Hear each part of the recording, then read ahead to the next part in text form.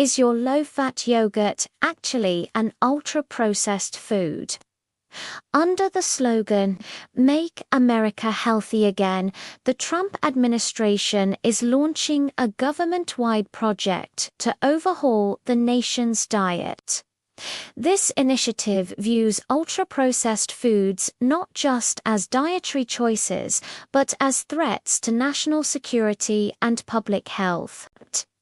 Currently, the FDA and the USDA are collaborating to establish a unified federal definition for these foods.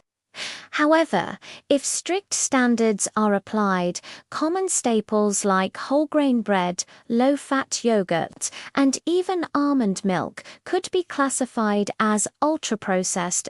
The most widely recognized standard for this classification is the NOVA system, proposed in 2009 by Professor Carlos Montero.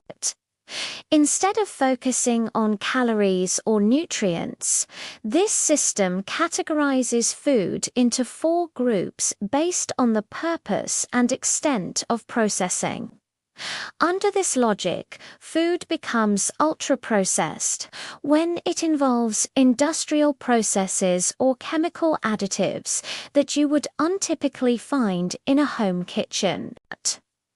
The core of ultra-processed food lies in breaking down raw ingredients until they are unrecognizable and then reassembling them with factory-made substances. Even if healthy ingredients like whole grains or nuts are used.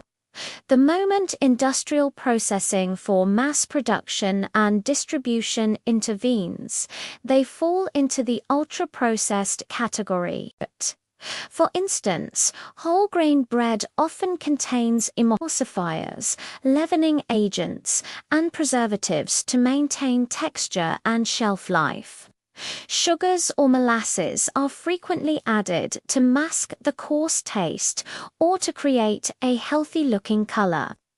Furthermore, grinding grains into fine flour destroys their natural structure, which is a hallmark of ultra-processing. Low-fat yogurt follows a similar pattern. When fat is removed, the yogurt becomes watery. To fix this, manufacturers add thickeners like modified starch, gargum, or carrageenan. Since fat also provides flavor, the void is filled with synthetic flavors and artificial sweeteners. Technically, isolating specific components from milk or adding protein concentrates are also characteristics of ultra-processed foods. Almond milk, despite its name, often has a very low almond content. Most of the carton is filled with water and additives. Emulsifiers like lecithin keep the water and almond particles from separating, while vitamins and calcium are added artificially to mimic dairy. Essentially, the process of extracting components and chemically treating the liquid rather than eating the whole nut makes it ultra-processed. The MAHA campaign tends to criticize the degree of processing itself rather than specific nutritional content. However, this approach risks falling into a binary logic that anything from a factory is bad, without always providing a precise analysis of why a specific process is harmful. Moreover, scientific data on the harms of ultra-processed foods is still evolving. It is difficult to isolate whether poor health outcomes are caused solely by food processing or by the overall lifestyle of consumers, who may have lower activity levels or lower incomes. Finally, intense lobbying from food conglomerates remains a major hurdle.